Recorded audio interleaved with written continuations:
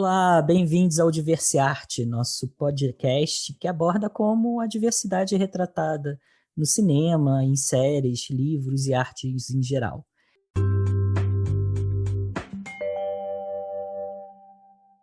No episódio de hoje, a gente vai conversar com a Natália Lima e com a Bruna Rossi, que são duas mulheres lésbicas em celebração ao Dia do Orgulho Lésbico e do Dia Nacional da Visibilidade Lésbica, duas datas importantes do mês de agosto. E eu vou começar pedindo para vocês se apresentarem, contando um pouquinho da experiência de vocês, do que vocês fazem, e aí depois a gente dá esse pontapé aí para conversa, uma conversa mais aberta. A gente está testando cada vez mais um formato flexível, um formato aberto em que cada um possa contribuir com as suas especialidades e com os seus conhecimentos. Boa tarde, Edu. Boa tarde, pessoal. Eu sou a Bruna, como o Edu já disse, fiz economia na Unicamp e hoje estou na minha segunda graduação, no primeiro ano de letras. Tenho 31 anos e sou lésbica. Estou fora do armário já tem alguns anos aí, poucos até, acho que uns 4 anos. E nesses 4 anos já colhi algumas experiências, já pensei e refleti bastante sobre o que é ser lésbica e quero contribuir aqui para a discussão com vocês, enriquecer aqui esse debate em companhia do Edu e da Natália também. Me chamo Natália Carlos Lima, meus pronomes são femininos. Eu tenho 21 anos, sou estudante de letras na PFLASH USP. Também sou pesquisadora em literatura em gênero e em feminismo e participo de diversos coletivos. Eu sou mulher LGBT, lésbica, trans, que me dá uma vivência um pouquinho diferente do que normalmente se vemos por aí. Obrigada pelo convite do Instituto de Diversidade. Obrigada pela presença da Bruna também. Ótimo, é um prazer ter vocês aqui. Natália, a gente se conheceu num grupo de estudos, né, que estuda feminismo e vivências queer, e é um grupo muito interessante. Eu me lembro que nas primeiras aulas a gente falou sobre essa origem, né, da palavra lésbica. Se você pudesse contar um pouquinho sobre de onde vem essa palavra lésbica e outras vivências também com outras palavras que outros estudos decoloniais têm trazido e têm contribuído. Quando a gente pensa lésbico, desmembrar a palavra, o lésbico vem da ilha de Lesbos, que é do grego, do Safo, da Safo, da poeta Safo. Tanto que tem muita gente que usa como sinônimo de lésbico, sáfico. Uhum. Só que isso... Tanto que tem uma das bandeiras lésbicas que é roxa, com um triângulozinho no meio, e o machado de Artemis no meio. Que ela toma justamente essa tradição grega. Uhum. Só que se a gente parar pra pensar, isso é uma tradição muito colonizada, né? Uma tradição branca, europeia. Porque tem a ver o Brasil, a América Latina, no século XXI, com uma poeta grega, que nem era lésbica. Então, mais contemporaneamente, a gente começou a questionar muito. O que é lésbico? Como assim? Até a própria questão de gênero, né? Tipo, o lésbico, o homossexual, é sempre aquela questão de, homem, mulher, mulher, mulher, binarismos. Só que com o avanço de questões não binárias, gênero fluido, fica um pouco confusa prática lésbica. E muitas autoras, como por exemplo Audre Lorde, começaram a questionar: pera, Lesbos vem de Safo, coisa branca, mas e eu que sou uma mulher negra, no caso da Audre Lorde? Não é minha tradição. Eu não sou lésbica, eu sou Zama. Apesar que pra gente, friamente, assim, materialística, são mulheres que se amam, mas não são exatamente. Quando eu falo lésbica, eu trago toda essa tradição comigo, trato a questão do próprio binarismo comigo. Uhum. E essas mulheres se reivindicam justamente isso. Não, pera, é isso que me representa? É isso que eu sou? Eu estava assistindo há alguns dias, algumas semanas já, uma palestra da Helena Vieira que ela estava falando da Sayaka Valença. E a Sayaka Valença fala do sujeito indríago, que é esse sujeito hipermasculinizado dentro dessa necropolítica, né, especialmente lá no caso do México, né, no fronteiro do México com os Estados Unidos, que é uma região extremamente violenta, né, e aí fala desse sujeito indríaco, que é um sujeito violento, que é um sujeito às margens do sistema capitalista e que, ao mesmo tempo, subjuga, né, pessoas queer, subjuga mulheres.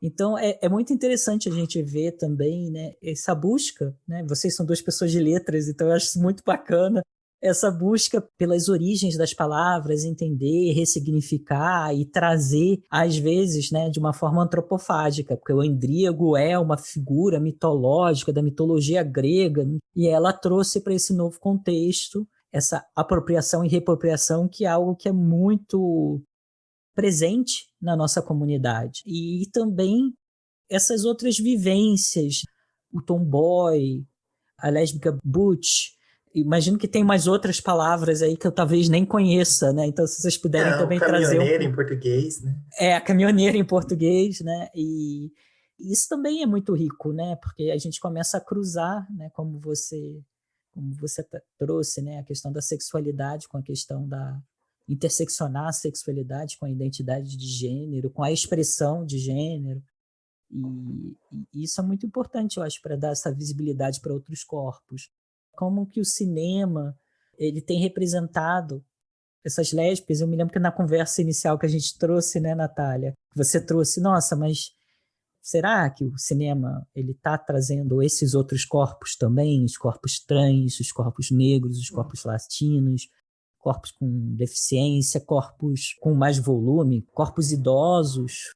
Como é que isso contribuiu para vocês se identificarem ou não se identificarem dentro dessas vivências? Para iniciar a minha resposta, eu diria o seguinte: qualquer pessoa, seja ela hétero, ou homossexual, ou bi, ou qualquer coisa, ou cis, trans, não importa, para qualquer pessoa crescer e ser quem ela tem que encontrar a própria identidade e, a partir daí, ela consegue expandir e viver a vida, né? E por que eu estou trazendo essa frase tão filosófica? Porque é a partir da identidade que a gente consegue ser quem a gente é. Por isso que as palavras acabam tendo um peso muito grande, né? Eu queria só dizer minha opinião que são as palavras hoje em dia que acabam sendo muito questionadas sobre o que elas querem de fato dizer.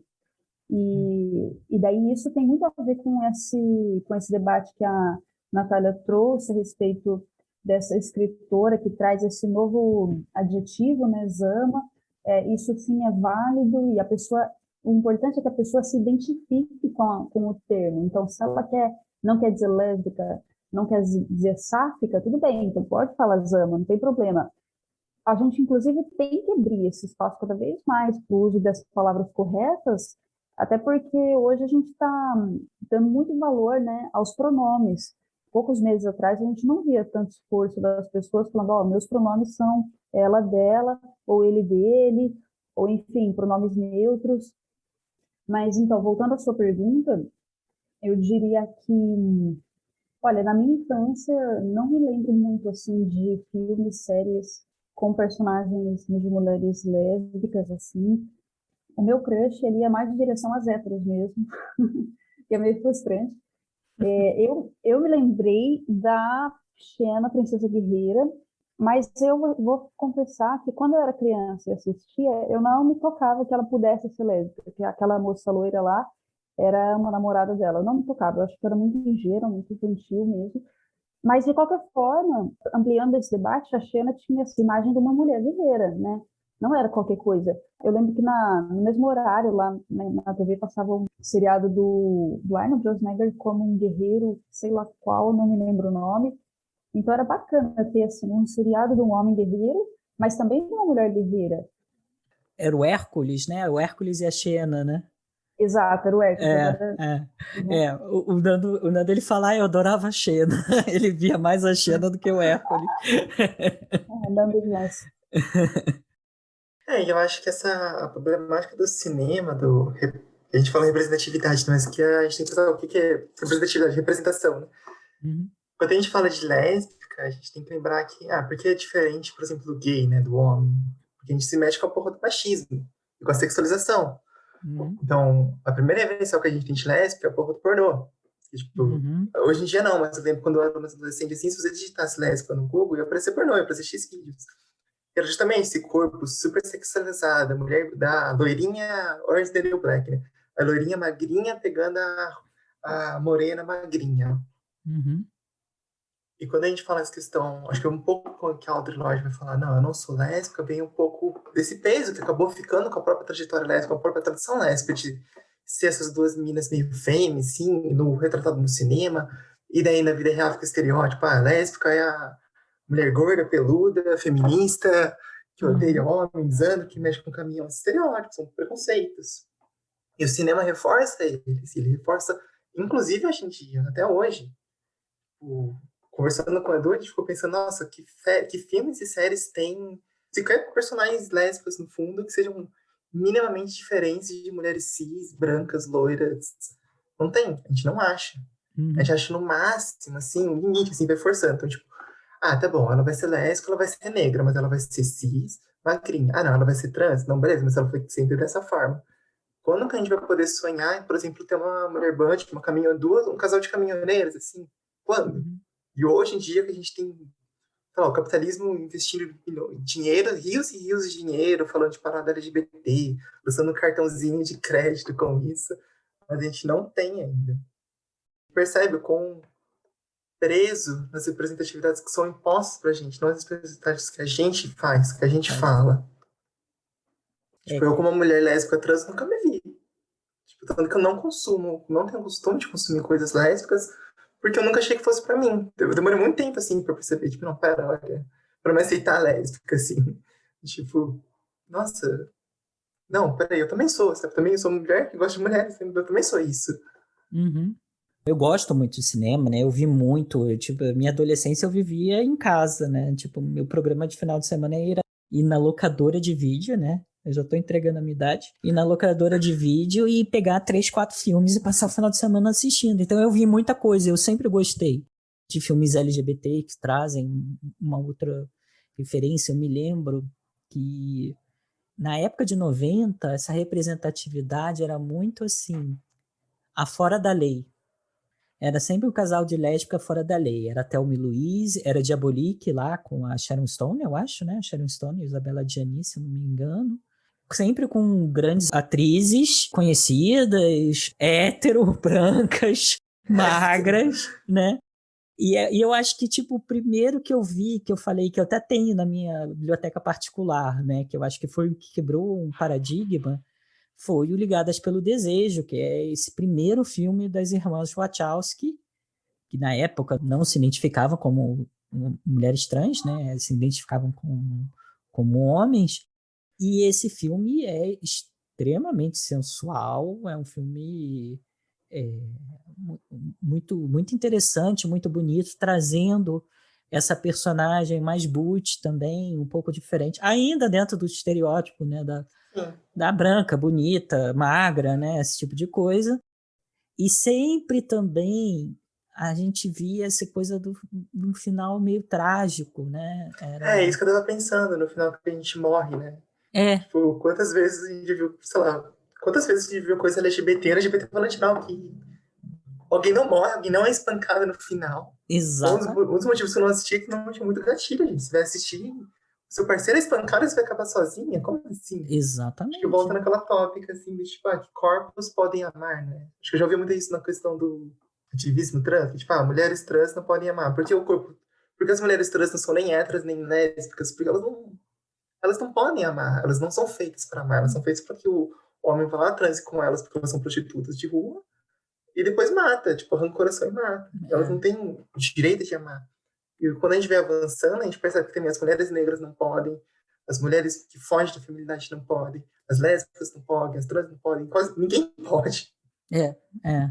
O Ligadas pelo Desejo é um filme que é super desconhecido, né? Quase ninguém conhece esse filme, de duas mulheres trans que romperam uma barreira e que depois romperam uma segunda barreira mais lá para frente, com esse amor trans, que também é difícil, trans e lésbico, que é muito difícil encontrar essa representatividade que foi no Sense8, né? E sempre com esse lado assim meio da fora da lei, né? E também no cinema gay também tem isso, tem esse clichê, né, do fora da lei. Mas eu acho que no lésbico ainda tem mais, né? E a gente ainda vê até hoje, né? O Killing Eve, o Orange is the New Black, que eu acho que foi a primeira também, a primeira série que trouxe essa diversidade de vivências lésbicas, interraciais, homens trans com mulheres, né? Mas realmente a gente começa a realmente ver mulheres trans lésbicas, e é tipo assim, a gente revirou, né, a cachola, né, Natália, procurando achar, e eu acho, eu posso estar enganado, né, mas eu acho que a primeira que a gente vê realmente, essa primeira representatividade é no Sense8. Eu também acho. E eu lembro que para mim, trazendo um pouco de experiência pessoal, nem tanto teoria, tá? A junção trans lésbicas eram duas chaves muito estranhas. Primeiro, para você ser lésbica, você, pelo conceito, obrigatoriamente tem que ser mulher, ou seja, tipo, te valida, me validava no início, tipo, sou lésbica, então me valida. Só que, na nossa sociedade preconceituosa, lesbofóbica, se você gosta de mulher, você é um homem. Então, se for uma mulher que gosta de mulher, você, na verdade, não é uma mulher, você é um homem. Então, fica dando um pouco curso e curto, porque se eu fosse uma mulher trans, ser lésbica me validava por ser mulher, mas me desvalidava. Porque dizer, tipo, não, na verdade você não é um homem, na verdade você não é uma mulher, você é um homem disfarçado de mulher que está querendo pegar a mulher, tipo, porque daí ficava sendo um pouco curto e curto, assim. Foi experiência pessoal, depois eu vi, não, grande bobagem, mas foi uma coisa que eu pensei, tipo, nossa, que coisa doida, né? Como as coisas são esquizofrênicas e esses preconceitos que se misturam, né? E como é que foi essa experiência para você de se descobrir como lésbica e trans? O que veio antes? Como é que é esse processo? Por que eu estou falando isso? Recentemente teve uma reportagem do marido do Davi Miranda, Glenn Greenwald. O Greenwald, que ele escreveu, né, uma reportagem bem desinformada, eu diria, falando, né, que ele falou que as mulheres lésbicas estão preferindo ser trans do que ser lésbica, é isso? Alguma coisa isso, assim? exatamente, né? Como é que foi esse processo para você, Natália? Como é que, tipo, obviamente, Glenn Green não entendeu nada, né? E mandou super mal. Mas como é que foi essa experiência para você? Mas tem mesmo isso, desculpa, um pouco antes de voltar para essa questão, mas tem mesmo isso da mulher trans, do homem trans e da lésbica, são limites muito, que confundiram muito. Tipo, eu lembro daquele capítulo da Simone, no Segundo Sexo, das lésbicas, que é um capítulo pavoroso, que bom que esse capítulo foi esquecido, que é tipo um show de transfobia, um show de lesbofobia, que ela tem uma ceninha que ela fala, tem esse diálogo que tem uma mulher falando, não, eu sou um homem, eu sou um homem, eu sou um homem. Quando a gente vê assim, é um homem trans, a gente lê que é um homem trans. E Simone fica, coitada, ela tá tão dominada pelo patriarcado que ela esquece de perder a feminilidade dela. E, tipo, a Simone, tipo, sabe, que é, tipo, uma das maiores. Sim, o tempo avançou, é difícil condenar a Simone, porque o pensamento dela era de outra época. Mas é um pouco isso, né? Fica essa marca, assim, essa guerra entre lésbicas como assim, da cis e o mundo trans. E, ao mesmo tempo, tem também essa coisa no cinema, e que eu acho positivo, de certa forma, é meio ambíguo, né? É de você trazer esses romances de época. Aí tem essa representatividade do homem trans no relacionamento heterossexual. Mas não é continua sendo um relacionamento heterossexual, né? O Albert Nobbs, essa série agora de Gentleman Jack. É um debate bem amplo, né? E acho que se a gente conseguisse trazer mais 20 convidados aqui para essa roda, seria mais rico. Mas, assim, o que eu vejo, né, tanto da minha experiência quanto de pessoas LGBTQIA+, ao meu redor, é que o processo de sair do armário não é fácil, não é simples, não é preto no branco. Muitas vezes os nossos amigos falam, eu sabia que você era X, Y, Z.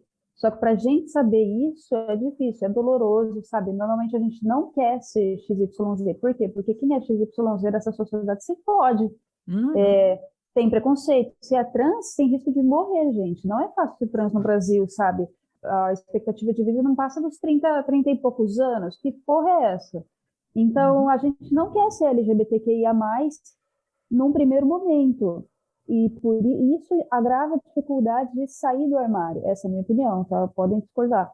Agora, óbvio que a gente sente orgulho de ser quem a gente é, porque é quem a gente é, independente do que a outra pessoa acha, independente de qualquer desafio que exista por aí, poxa, a gente vai ter que ser quem a gente é, e se o outro não está acostumado com a nossa presença, com o nosso jeito de ser, ele que evolua. Inclusive, eu vejo o movimento de evolução assim. A respeito de sair do armário, eu acho que produções de audiovisual são muito enriquecedoras, porque a pessoa que está dentro do armário, ela olha aquilo ali na TV, ela fala, nossa, isso é possível, caramba, eu não sou louco. Mais especificamente falando sobre essa questão da mulher lésbica, se perguntar, poxa, será que eu sou um homem trans, uma mulher lésbica? Que eu era uma mulher hétero, daí eu pensava, nossa, mas eu gosto de mulher. Daí eu falei, tá, será que eu sou bi? Eu acho que eu sou bi. Daí eu fiquei um tempo sendo bi, pegando homem e mulher. Daí eu percebi que eu gostava de pegar muito mais mulher do que homem. Tipo, ficar muito mais com mulher do que homem. Eu pensava, caramba, será que eu sou lésbica? Eu sou lésbica. Daí, conforme eu fui dando esses passinhos na régua da LGBTQIA+, Uhum. eu cheguei no próximo passinho, né? Que era perguntar, será que eu sou trans? Daí eu falei, não. O Glenn Greenwald, ele, sei lá, eu nem li essa reportagem dele aí, mas eu acho que ele foi muito racional de uma forma que não existe da realidade. Você ser humano está cheio de emoção, sentimento, sabe? É uma coisa que não é lógica, não é matematizada. 1 mais 1 não é igual Uhum. a 2 na razão humana. E digo mais, se tem mais mulher lésbica que vê vantagem em ser trans, ela vai virar um homem trans, não porque tem vantagem, mas porque ela se sente assim e quer ser ele. Pronto. Essa fala dele é realmente infeliz, porque bota todo mundo no mesmo saco e fala que é um movimento padrão, sendo que não é. Eu acho que eles consideram a própria questão. Ah, eu sou bi, não sou bi, sou lésbica, não sou, não sou lésbica, não sou trans, não sou. Eu acho que isso é a coisa rica que a gente tem no nosso tempo. Que é a noção que é um processo, né? Vamos dizer, tipo, a saída do armário, né? Que tem tipo, muitas pessoas não LGBT, essa noção, já perguntam pra mim, como foi a saída do armário? Tipo, foi o dia que eu cuidei com uma aura sagrada. Eu falei, não, beleza, eu sou viada. Não, não é assim, gente. É um processo. Ah, até mesmo a gente fala, eu sou lésbica, mas na verdade, acho que a Butler que fala isso, né? Eu estou lésbica. Porque exatamente, a gente vai mudando, a gente vai mudando. E não só isso, questão da sexualidade, mas de tudo. O gênero, se gênero é uma performance, se gênero é social, a gente vai variando durante o dia. Uma Uhum. costura meio tosca, assim, mas, tipo, sei lá, tem dias que eu quero usar, sei lá, shortinho, camiseta de punk, de banda punk, e foda-se, sem maquiagem, sem bosta nenhuma. E foda, eu não fico pensando, tipo, eu sou mais masculino, estou mais band, estou mais feminino. Não, só estou naquele momento. E tem momentos que eu quero usar uma sainha, que eu quero usar isso daqui. Então a gente tem que pensar um pouco nessa fluidez natural e humana também. Eu acho que isso que é muito rico. Você perguntou, que nem a Bruna falou, tipo, eu sou lésbica, eu sou bi. Não, não sou. Eu demorei para entender esses nomes. Esses nomes eles são muito fixos, né? Esses nomes são muito Uhum. tipo, se é uma mulher trans é isso. Se é uma mulher lésbica é isso. Aí, exame, acho que isso sempre vai ter um problema. Esses nomes sempre vão ter muitos problemas. Porque a vida não é assim. A gente não é assim. E a gente vai se mudando. Então, para mim era meio, sei lá, eu lembro que no início eu sabia que era mina, eu me sentia lésbica antes mesmo de saber que porra era trans. Eu, tipo, eu nasci no Uhum. interior de São Paulo, assim, então tipo, não tinha esses nomes, assim. Então eu ficava tipo, sou uma mulher, mas não sabia direito como era. E daí só depois de muito tempo, assim. Mas eu fico pensando, tá, mas. Então eu reescrevo minha história pra forçar a dizer, tipo, não. Todo período que eu me. Todo período que eu não me sentia, que eu duvidava que era lésbica, era só eu sendo, sei lá, uma heterocompulsória. Não, não necessariamente. É só. Era outro momento, era outro estado da nossa vida. Uhum. Todo mundo tem que fazer, uma reflexão que todo mundo tem que fazer. Acho que o maior mérito do feminismo hoje é essa questão de todo mundo reflita sobre o seu gênero, todo mundo reflita sobre a sua sexualidade. Questiona de tempo em tempo, tipo, eu gosto disso? Não, não gosto disso. Não, por que eu não gosto disso, sabe? Processo meio autodescoberta, né?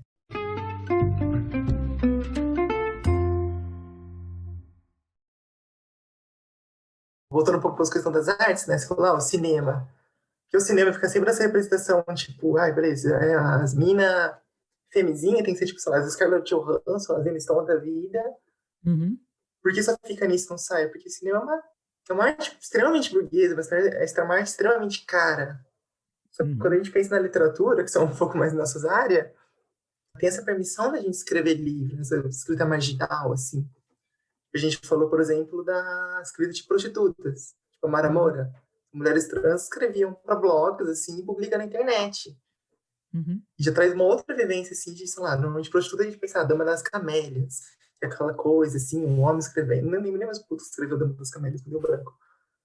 Mas ali não, tipo, a Mara Moura escrevendo, ela falou, não são os clientes que me dominam, os clientes são meus objetos de prazer. Meu, subverte completamente tudo. E no campo lésbico, um pouco essa tristeza que a gente tem, não tem a lésbica trans, não tem a lésbica negra, não tem a lésbica taranã, não sei. Não tem, sei lá, a vida da Bruna, assim, não tem a vida da Natália, não tem a vida do Edu como um gay, assim.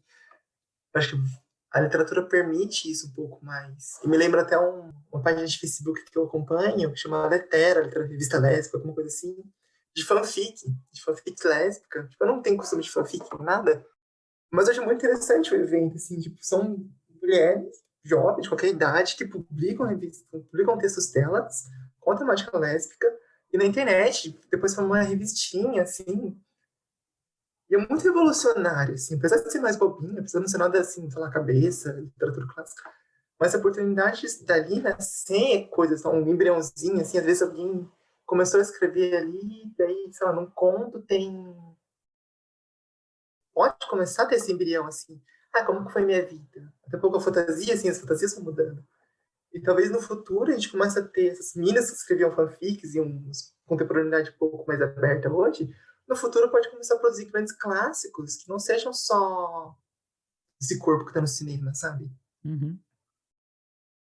E a gente está começando a ver isso, né, exatamente nessas produções. Eu acho que como já ficou mais barato, né, o audiovisual, o documentário, né, a quantidade de documentários que a gente tem. Pega o celular e grava, né? O pessoal exatamente, o pessoal pega o celular e grava, e aí conta a sua história, né, e até mesmo assim, no circuito mais comercial, o que a gente tem visto, né? A gente tem visto as pessoas contando as histórias delas, né? Então você tem a Hannah Gadsby na net, você tem a May Martin, que começou numa arte que era a arte do stand-up, né? Do mais teatral, contando a história dela, e aí virou o special, o Ryan O'Connell, a Michaela Cole, que contou sobre a vivência dela, né? Naquela série do ano passado maravilhosa, I May Destroy You, a Fleabag. Então você tem as pessoas que hoje em dia estão contando essas histórias autênticas e autorais, né? E aí a gente estava conversando sobre isso, e aí a gente ficou pensando, cara, agora que a gente tem acesso, que a gente pode contar as nossas histórias, é autoindulgente, é narcisista, não é autoindulgente? Como é que vocês enxergam isso, esse processo das pessoas diversas que não tinham acesso aos meios de produção de massa e que começaram de formas com blog, no caso da May, né, com um show de stand-up, outras pessoas no teatro, e a Michaela Cole, que produziu a série dela lá com baixíssimo orçamento, né, tanto a Chewing Gum como a I May Destroy You. Como é que vocês enxergam esse processo e como é que isso vai ajudar a construir outras representações? A respeito da produção audiovisual, né, séries, cinema, TV, tudo isso, talvez em todas as outras mídias, como se os grandes produtores desse produto fossem como uma espécie de um cão cego farejador que está farejando dinheiro, né? Então, descobriu que lésbica pode ser uma mina de ouro ali, uma fonte de dinheiro, beleza, vamos lá. Daí eu lembro que teve aquele primeiro filme que é o Azul é a Cor Mais Quente, 2013, que eu acho que foi o primeiro fósforo que alguém acendeu e tacou assim numa pilha cheia de gasolina e fez bum. Até porque é um filme muito polêmico, né? Muito com várias questões positivas e negativas, enfim. De uns tempos para cá veio essa onda de filmes de lésbicas de época, que veio um grande sucesso e logo em seguida acabou vendo repetidos e vários outros. Hoje, né, 2020, 2021, a gente vê essas séries. Eu acho que, num primeiro momento, quando eu vi ali no Netflix, até uma amiga minha que me indicou a série da May Martin, que é a Feel Good, eu até estranhei, falei, mas, poxa, como é que alguém vai fazer uma série sobre si mesmo, né? Assim, eu sou a personagem, o enredo da série vai ser umas questões que ocorreram na minha vida, com algumas modificações, e eu vou representar eu mesma. Daí, sim, no primeiro momento eu falei, poxa, que cara de pau, né? Fiquei pensando que podia ser realmente narcisista. Depois eu lembrei de tantos homens branco hétero que vieram antes e fizeram exatamente a mesma coisa. Uhum. O próprio Woody Allen também começou como um cara de stand-up. Ele também fez. Depois ele foi para algumas peças na Broadway. E depois que ele foi para o cinema, sabe? E hoje, se você pega qualquer filme dele, mesmo os mais recentes, você vê que ele é sempre aquele personagem que não chama o Woody Allen, mas é bem parecido com ele.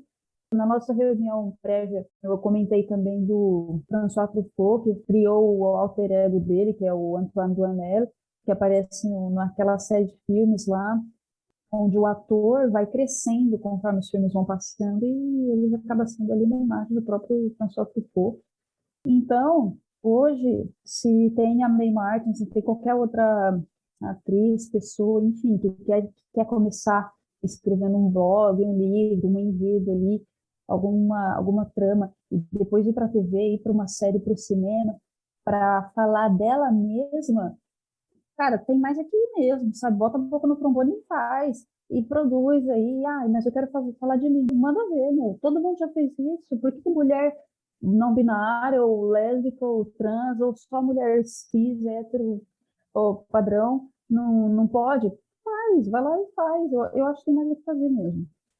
Eu acho que o debate é bem isso que o Bruno levantou, tipo, o que é universal, né? Quando o homem vai lá e escreve, ele faz qualquer coisa crente romance, sei lá, não tem a mágica, Jovem Velho, qualquer essas porra assim, que tem que sofrer, romantismo inteiro, assim, esse sofrimento do homem que se apaixona pela mulher, que não é autobiográfico, mas enfim, é sempre é a narrativa deles, é a narrativa do Uhum. europeu, branco, cis, hétero, e é a narrativa deles, e vendem pra gente como sendo o romance existencialista, que fala da alma de todos. Mas daí quando a gente faz, vira individual, né? Tipo, até mesmo nossas lutas, né? Você que nem falei sobre coletivo, e eu já vi, assim, presenciei isso acontecendo de virarem para a galera do movimento negro para falar, vocês são pautas individuais, alguma coisa assim.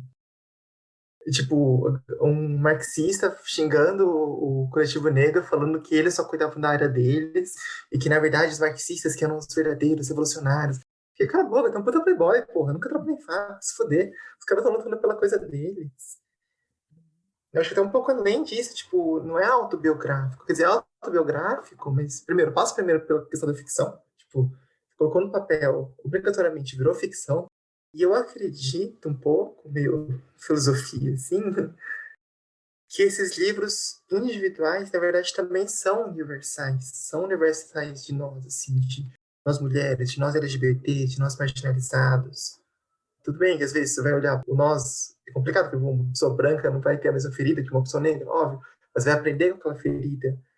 Mas a questão que a gente falou bilhões de lésbicas, peraí, eu não sou as violências que eu vou sofrer e as violências que o Bruno vai sofrer é lesbofobia. A gente pode sofrer essas violências muito parecidas, assim.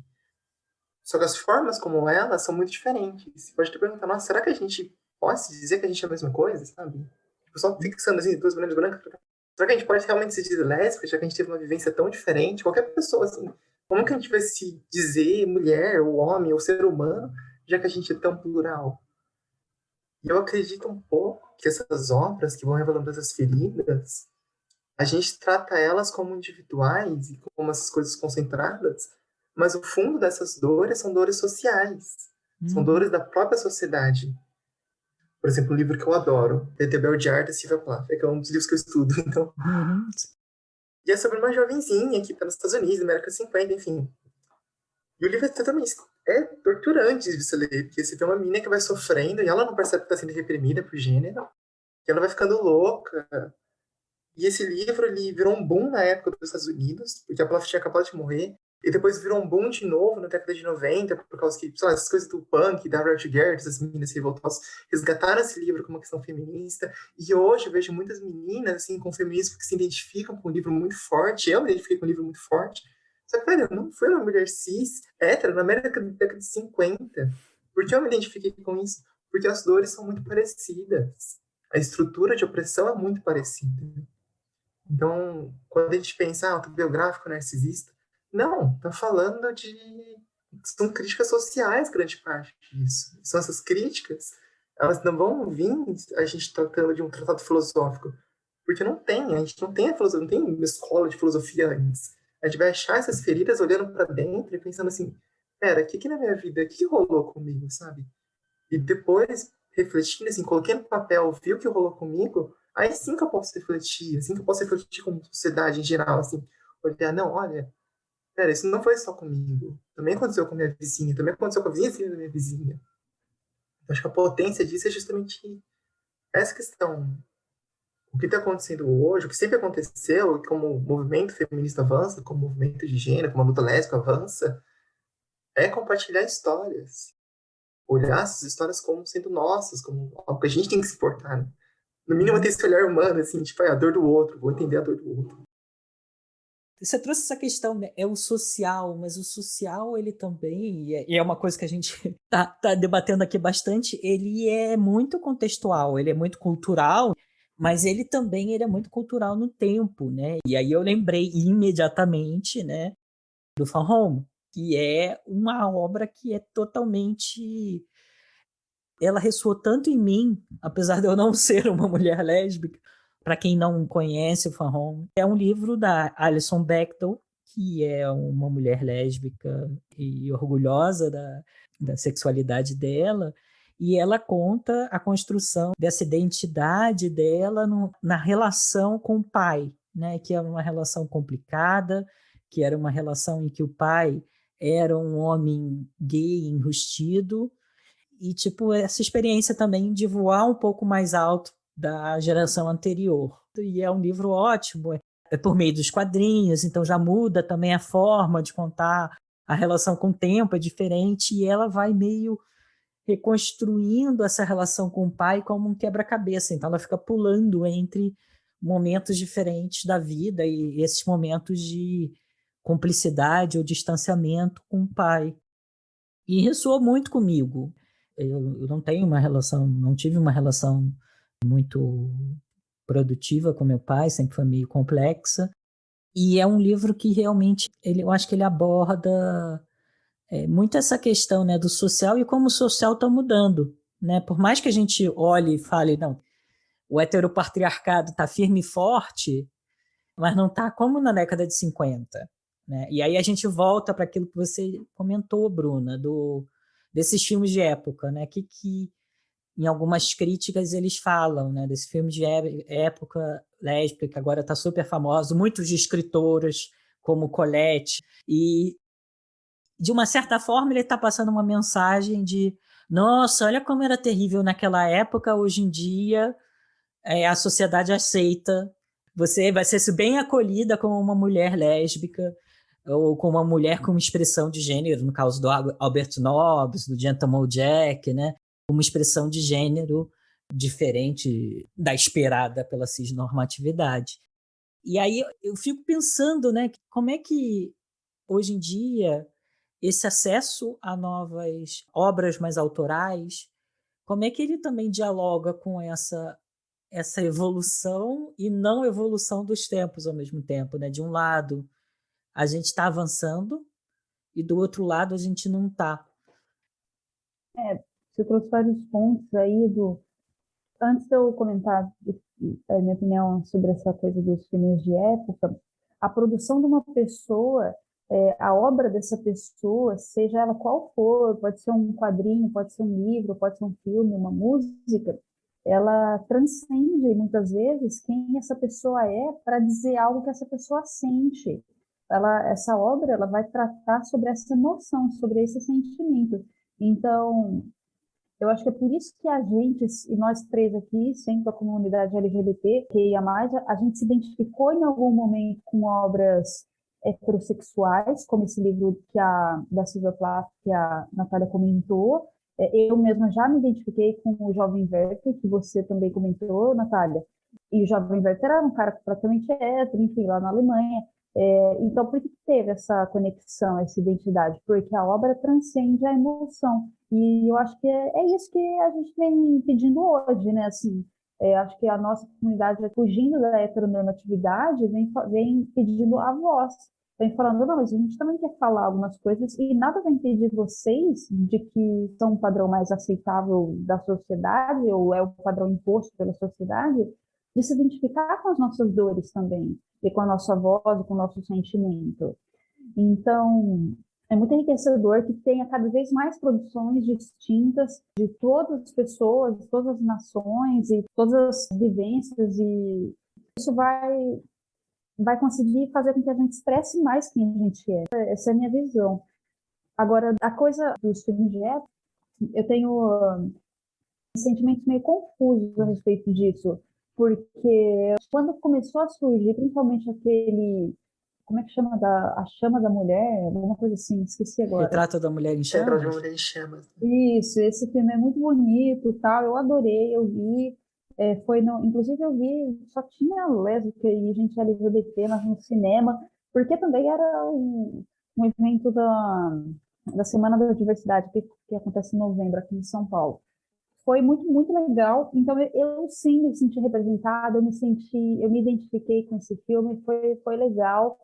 E é péssimo saber que alguém sempre se pode no final, porque sim, sempre se pode. Você pega qualquer filme de época aí que surgiu depois, alguém morre, o casal fica separado e tal.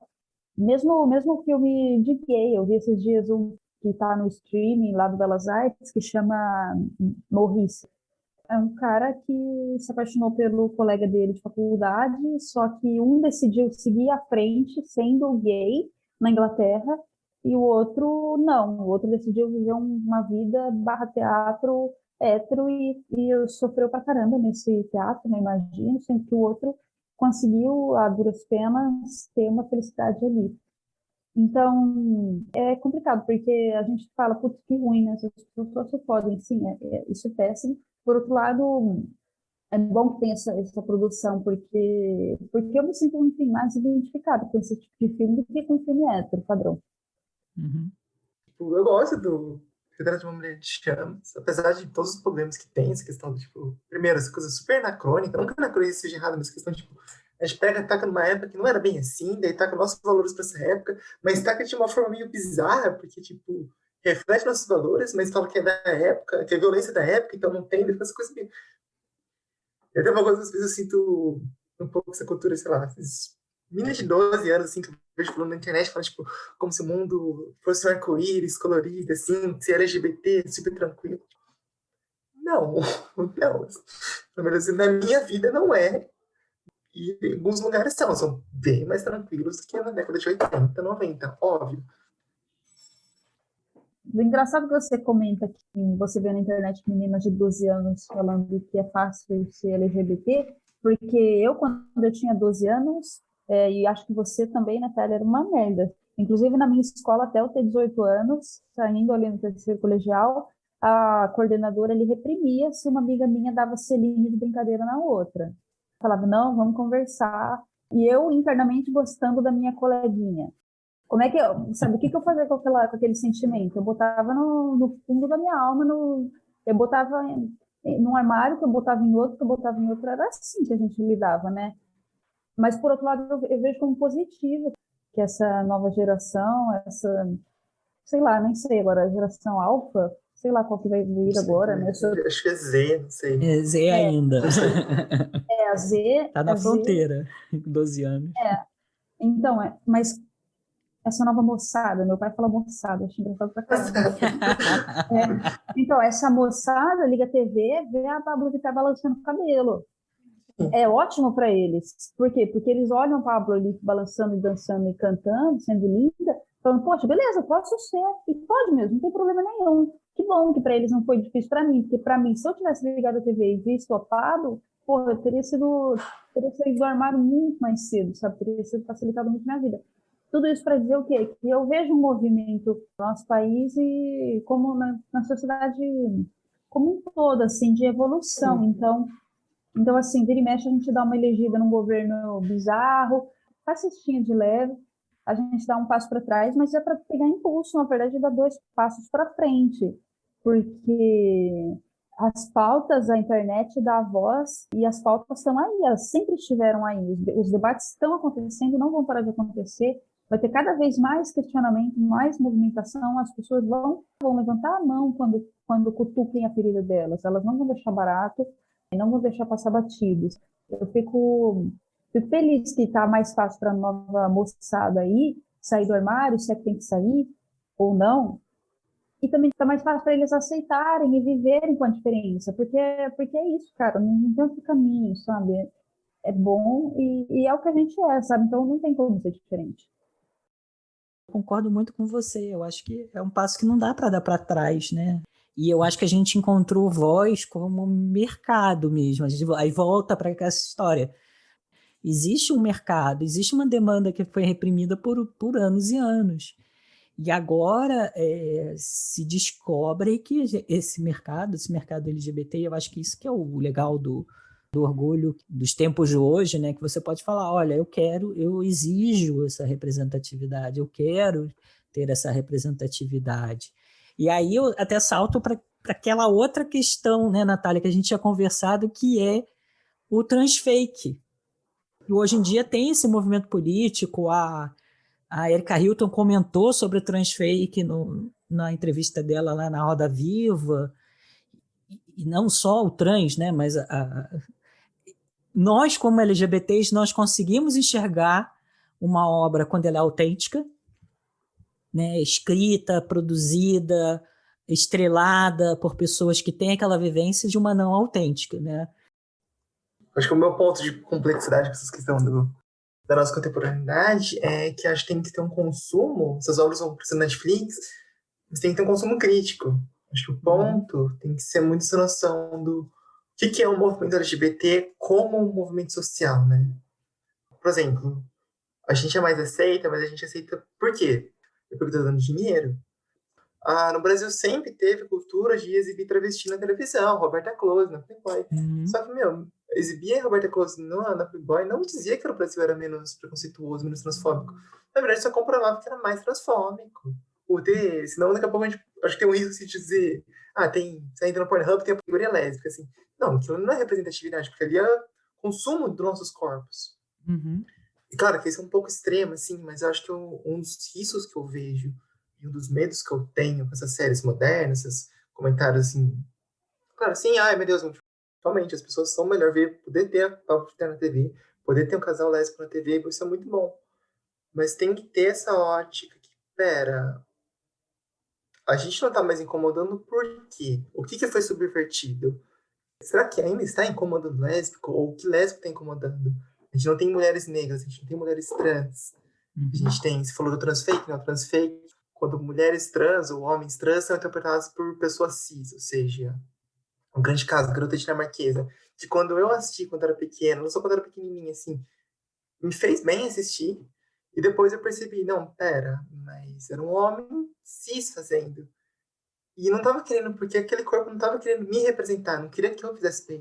Na verdade, queria lucrar em cima da minha dor, para fazer dinheiro e vender para pessoas cis, as pessoas cis pensarem, nossa, como que é difícil a vida das viadas, né? Como que é difícil ser sapata, como que é difícil ser travesti. Eu sou caixinha financeira para vocês. Então, até pensando na própria questão do casamento, né? Que foi muito importante pra gente, acho que a gente meio que perdeu. Como faz tempo que já foi aceito no Brasil, meio que não se fala mais disso. Mas casamento é uma instituição. É uma das maiores instituições que a gente tem. A gente poder casar é muito bom. Mas se a gente tem uma série que vai ser duas protagonistas lésbicas que se casam no final, o quanto isso não está reproduzindo a mesma lógica de dominação patriarcal do passado, de mulheres casando sempre. Só mudou as pecinhas. Isso que eu acho que a gente tem que ter um pouco ponto. Então, volta à questão do transfake. Então, tipo, beleza, você vai colocar a pessoa trans ali, mas não é só colocar a pessoa trans por causa que, ai meu Deus, representatividade. Não, é colocar a pessoa trans porque a gente tá morrendo. As mulheres lésbicas são mortas por fugirem da feminilidade. As pessoas trans são mortas por serem trans, por fugirem do padrão. As pessoas LGBT são assassinadas, torturadas, assim. Então, a questão do colocar produções lésbicas, colocar produções LGBT, não é só por representatividade, não é só pra gente poder ver, mas pra gente ter emprego, pra gente ter comida na mesa, assim. E daí, quando colocar, não vai ser simplesmente alienado. Pode ser alienado também. Coloca um pouco sei lá, coloca ali numa novela, chama, sei lá quem, chama fazer qualquer papelzinho. Acho que se é importante, a gente tem que ter em mente a noção da crítica, a noção da... Não a realidade nua e crua, assim, porque eu acho que isso é uma invenção, mas... O que que é? O que é representatividade mesmo? O que está do nosso favor e o que não está do nosso favor, né? Uhum. O que foi a gente que fez para se ajudar ou o que foi que alguém fez, sei lá, a porra da Amazon fez para se lançar para o espaço, sabe? Natália, eu acho que você trouxe vários pontos interessantes. Realmente importante questionar qual que é o real intuito do Pink Money, que é esse apetite por fazer lucro, fazer dinheiro em cima de questões homossexuais, LGBTQIA+, e assim como primeiramente foram os gays, que foram um grande público, depois as lésbicas, agora as pessoas trans, e as outras letras estão se juntando, então o movimento e o debate trans está se ampliando. Acho que tem vários pontos, né? Assim, a população sempre foi diversa, só que nunca teve tanta voz quanto tem hoje. Hoje, uma das formas mais rápidas, até cruéis e justiceiras que a gente vê na internet dessa voz se expressar é o movimento, por exemplo, do cancelamento. Se algum influencer ali pisar na bola, falar alguma coisa contra a vacina, a gente está vendo a pandemia, ou falar alguma coisa homofóbica, vão jogar pedra nele. Acabou. E daí essa coisa do transfake, eu acho que, assim como a maioria das produções audiovisuais, elas vêm ali colher o mais fácil, elas vêm ali fazer o mais fácil. Qual que é o mais fácil? É mostrar alguém trans, não importa se esse trans é feito por um homem hétero. Vamos mostrar, por quê? Porque é um dinheiro fácil. Agora, eu não acho que o telespectador é bobo, eu não acho que ele vai ficar aguentando quieto, que nem a gente aqui não tá. A gente está questionando, mas, poxa, vocês têm cara de pau, né? Vai botar logo o Ed Redmayne lá, nem sei pronunciar o nome desse cara, como uma mulher trans. Porra, bota uma mulher trans. E a nossa voz, o nosso poder de possivelmente cancelar, vai vir como uma cobrança, vai vir como uma paulada na cabeça dos produtores, pedindo que os próximos filmes sejam mais criteriosos, que tenham uma seleção maior das pessoas. Uhum.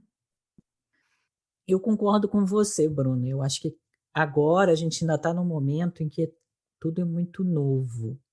E quando uma pessoa não tem a vivência, ela não enxerga essa distinção entre esse tipo de obra, um Transparent, ou Call Me By Your Name, que eu acho um filme horrível de ruim, e uma coisa mais autêntica, né? Como Uma Mulher Fantástica, apesar de Uma Mulher Fantástica ser um filme mais duro, é um filme que você vê essa autenticidade transparecer, né? Conforme a gente traz essa primeira representatividade, o público está ficando mais exigente. Não sei, eu tenho essa sensação, eu posso estar enganado. E hoje em dia eu sou muito mais crítico no sentido de ouvir algumas falas que reproduzem esse sistema e que você fala, não é bem por aí, né?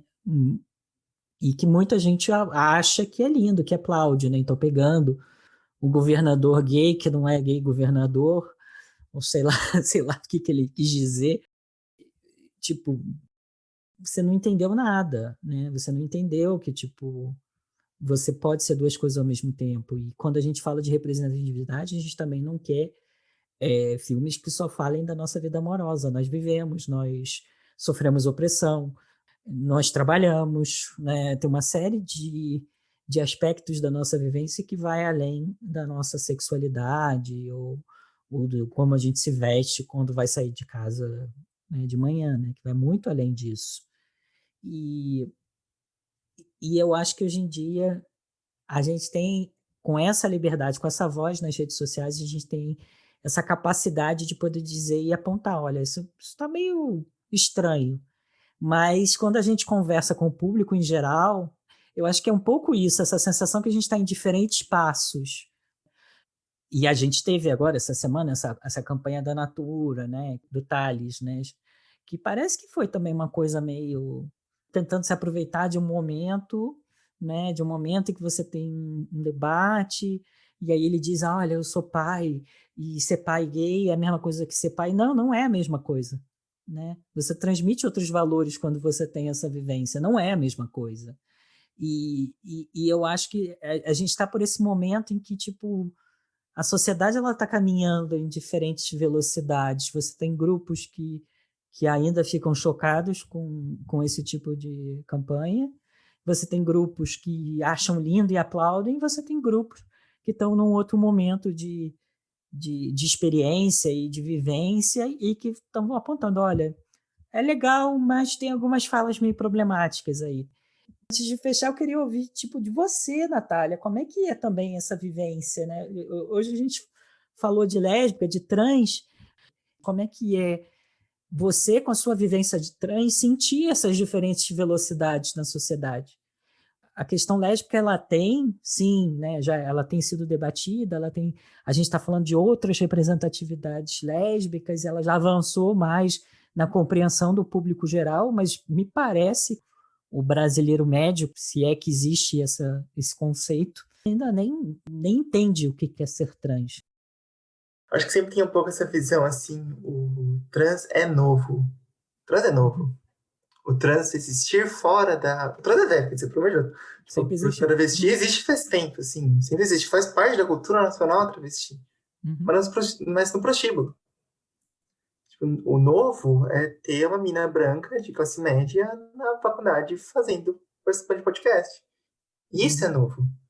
E aí que eu acho que começa a entrar as questões complicadas. Acho que daí começa a entrar a própria noção crítica que a gente tem que ter, né? Porque a minha vivência trans é muito, muito diferente de uma mulher negra, de uma prostituta. Tipo, eu nunca precisei passar por isso. Entrando como história de prostituição, pelo amor de Deus, tipo, minhas heroínas são prostitutas. Que caralho, foram elas que lutaram por mim, sabe? Uhum. Mas tipo, não sei falar pra jupar, não sei falar essas coisas. Talvez eu seja mais próxima, assim, de uma mina cis, genérica, assim, lésbica, de cabelo raspado, que participa de coletiva, do que essa mina trans prostituta. E é um pouco estranho isso, é um pouco que umas coisas que. Como assim, né? Que porra é essa? Eu acho que a gente tá entrando em um momento novo, pelo menos eu, falando de forma pessoal, né? Eu acho que a dúvida, assim, que para nossos corpos, as dúvidas das violências que cercam, eu acho que quando a gente se nomeia trans, quando a gente se nomeia lésbica, quando a gente se nomeia qualquer porra, quando a gente levanta qualquer bandeira, a gente tem que ter essa questão por quê. E não acho que seja uma questão, que nem a gente falou toda hora, não é uma questão só de orgulho e só de negócio, mas é uma questão de resistência. Uhum. Só que como que essas duas resistências se encontram? Como que essas duas coisas se conversam? O lésbico, tradicionalmente, é uma coisa branca de classe média, é uma coisa universitária, é uma coisa universitária. Todas as que a gente tem aconteceram universitárias, com mulheres brancas descoladas, que a gente tem esse estereótipo, assim, talvez, tipo, realmente tem muitas, assim, da poeta que escrevia, essa coisa quase fetiche, assim, tipo, a mina lésbica de cabelo raspado, que vai lá e escreve poemas para namorada, e fica nesse barzinho. A própria Bechdel, né? A Bechdel é isso, a Roma é isso. O Dexter Watford é isso, são as mulheres ali no mesmo eixo. Mas o trans não, o trans não tem porra nenhuma a ver com isso. O trans tem a ver com as prostitutas, com os travestis, tem a ver com, pelo amor de Deus, a gente fala de navalha debaixo da língua porque na ditadura militar as mulheres trans foram caçadas, tinha operação Tarântula, de caçar as mulheres, elas se cortavam pra sangrar e jogar o sangue nos policiais, tipo, por causa do HIV, tinha esse medo. Então, caralho, a tradição é muito diferente, muito diferente. Então, eu não sei direito, acho que é uma questão própria minha, assim, eu não sei direito como essas coisas conversam, como que essas duas obras conversam. E quando eu tô falando aqui muito de... Eu nunca fui representado, nunca me senti representado no cinema nem nada, é porque se nem eu mesma sei como me representar, se nem eu mesma sei como que eu existo, se a minha geração, se eu sou uma das primeiras mulheres, tá? Primeira, mas tipo, minha geração que tá sendo mais aceita, o capitalista que tá fazendo filme, a editora que tá fazendo lançando livro, ela também não sabe. Uhum. Então acho que fica um pouco essa dúvida essencial, assim, esse um pouco vazio, não vazio, mas essa coisa um pouco conflituosa na minha geração de mulheres trans, de pessoas trans, a própria questão do homem trans que está finalmente surgindo, que foi extremamente apagada, ficava com essa questão sobre lésbica, que hoje está sendo, hoje a gente fala, não, são homens trans, e não questiona muito essa questão do... Até separou muito, talvez tenha separado um pouco demais, assim, trazer, tipo, pera, vamos trazer aqui de novo, vamos embaralhar esses limites. Eu nunca sofri transfobia no sentido. Eu já passei por muita transfobia, mas nunca sofri pela transfobia de, sei lá, o policial me parou, Ele falou, filha da puta, tu não vai entrar nesse banheiro, sabe? Porque eu tenho uma passividade maior, assim. Faz tempo que eu fiz a transição, então minha vida hoje é muito diferente. Só como lésbica eu já passei, sabe? Como, sei lá, como namorada, já passei por essas questões de ser sediada na internet, essas questões vai acontecendo. As coisas se misturam. Então é muito difícil de dizer, tipo, peraí. Tipo, eu lembro de um cara que chegou pra mim de feira de quadrinhos, assim, a gente era colega, daí ele meio fez um toque meio sexualizando das duas formas, por ser trans e por ser lésbica, e eu fiquei super confusa, assim, tipo, o que tá acontecendo aqui, sabe? E era sério, assim, era sério, mas foi no ambiente virtual, não foi ao vivo, e o ambiente virtual é outra loucura. Eu vejo nos coletivos, a gente tem essa ideia de, tipo, vai sofrer violência na rua. Não, mas a violência mudou, saiu da rua, ainda tem na rua, óbvio, mas está muito forte na internet. E as pessoas fazem esses sets virtuais que acontece toda hora. Tipo, todo mundo, toda mulher já passou por isso, tipo, a gente vai passar por isso. E talvez seja mega confusa a minha fala, porque é confuso. Tipo, eu estou confuso, assim. E não tem livro, não tem teoria, não tem. Você tem algumas tentativas de fazer transfeminismo, tem algumas tentativas de escrever livros, de começar, mas é tudo muito pouco. É tudo muito, muito pouco. E eu vejo insatisfação de várias pessoas que, sei lá, generaliza todas as lésbicas como feministas radicais, neonazistas, ou fala que o feminismo é trans-excludente, tipo, como se o movimento inteiro fosse trans-excludente, e eu fico meio tipo, eu entendo essa dor de nunca terem escrito sobre você, eu entendo essa dor de nunca existir em lugar nenhum, né?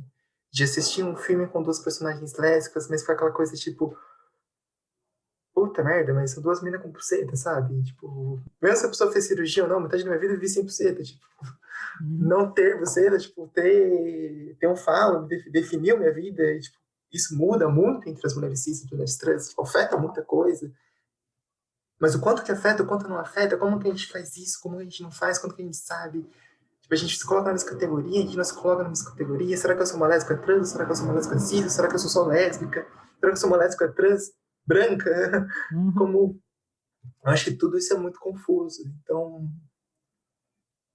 quando me deparo com essas questões, eu não tenho resposta.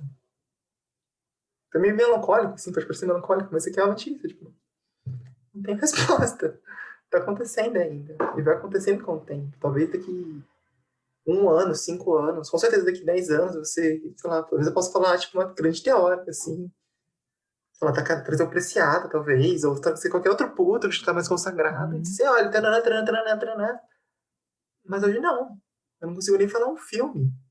Não consigo falar um filme e tem as duas coisas.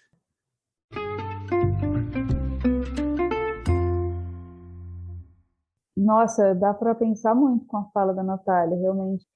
É importante você falar isso. Obrigada, Natália, por compartilhar essa visão com a gente, né? Porque quem não vive isso realmente não sabe. E eu, assim, quem sou eu na fila do pão para responder essa pergunta, né, Edu? Mas, assim, o que eu acho é que, assim, no mundo todo, né, mas falando mais do nosso país aqui, contexto Brasil mesmo, eu acho que a gente precisa muito, como pessoa, como sociedade, como família, como cidade, estado, país, governo, como empresa, como, em qualquer contexto, em qualquer recorte que você der para a gente, eu acho que a gente precisa muito de duas coisas. A primeira coisa é entender que a nossa diversidade, ela nos torna mais forte e nos enriquece. E o segundo ponto é a gente começar a ver privilégio como privilégio, não como direito. Privilégio é privilégio. Pode se despedir que acabou, não tem mais essa. O caminho agora é a igualdade. Todos temos direito de viver, todos temos direito de ser, sabe? Questões dolorosas como essa que a Natália colocou, têm que ser levantadas, têm que ser debatidas por todos. E assim, eu digo mais, porque do ponto de vista econômico, eu acredito assim cegamente, fielmente, que é aí o crescimento do nosso PIB. É através da valorização da nossa diversidade. Para de brigar com quem a gente é e aceita quem a gente é. Eu vejo muito o Brasil como um país, um adolescente mimado. Sabe aquele adolescente que não aceita quem ele é, que fica, ai, mãe, me deixa, pai, bate a porta do quarto, assim, puto da vida. Não, meu, para, amadurece, aceita a sua identidade toda recortada, toda fragmentada, eu sou um pouco disso, um pouco daquilo, um pouco daquele outro, você é uma salada mista, e aceita, e a partir daí que a gente vai crescer em valores, em cultura, no PIB, só para entender por que eu estou falando isso do ponto de vista econômico também. Imagina como que a indústria do turismo não vai bombar, a indústria do saneamento básico. Se você começa a ver a população pobre como aquela população que possui o direito de ter água encanada, de ter tratamento sanitário, acesso à internet e tal, imagina o tanto de tubo privado que você não ia vender para essas favelas, de poste de asfalto que você ia botar lá e de vivo fibra que ia chegar nesses lugares. Imagina que todo brasileiro possa comer o tanto de iogurte que ele quer, o tanto de carne que ele quer. Putz, acabou, cara, não tem isso para ninguém, sabe? A gente está com a faca e o queijo na mão há muito tempo para a gente ganhar esse jogo. A gente só não ganha porque a gente briga com quem a gente é.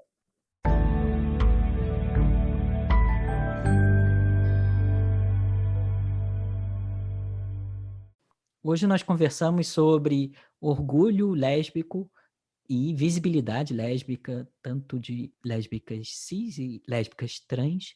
E se você ouvinte quiser sugerir séries e filmes para os próximos episódios ou simplesmente deixar um comentário sobre o podcast, deixe uma mensagem para a gente no nosso perfil no Instagram, @diverseartepodcast. Se você preferir, estamos também no Instagram com os nossos perfis pessoais, @edu.estelita com 2 L's ou @vanferreiralemos. E eu gostaria também de agradecer a Natália Lima e a Bruna Rossi por essa conversa extremamente enriquecedora, extremamente fluida e profunda. Muito obrigada, Edu, ao convite seu e do Instituto Diversidade. Estou muito grata de ter participado dessa experiência, foi muito bom para mim. Quem quiser entrar em contato para tirar alguma dúvida ou só conversar de alguma coisa, meu perfil vai estar marcado lá no Instagram, @brunarossic. Obrigada também a você, Natália, por ter enriquecido bastante esse debate. Também agradeço muito, obrigado, Edu. Obrigado, Bruno, pela presença, pelo convite. Muita luta, muito amor, gente. Sempre repito isso, gente. Tem que ter coragem, mas também tem que ter carinho, né? Vamos cuidar. Também um convite, se alguém quiser conversar, qualquer coisa, pedir para o Edu deixar tanto o meu contato quanto do meu coletivo, que a gente está aberto para conversar com qualquer situação que vocês precisarem. Uma coletiva feminista Macabeia e também o coletivo maior de toda a universidade, que é União dos Coletivos Feministas da USP. Então, pode ficar tranquilas, qualquer coisa, podem conversar, assim, mesmo que vocês não foram de faculdade nem nada. Ou se mesmo tiverem dúvidas de ser LGBT na faculdade, pode vir conversar que a gente troca uma ideia. Como normalmente a gente faz, vou deixar aqui também os links, né, para vocês conhecerem esses 2 coletivos. Foi um prazer estar com vocês, obrigado por nos escutar e nos vemos em breve para mais uma conversa sobre diversidade e arte.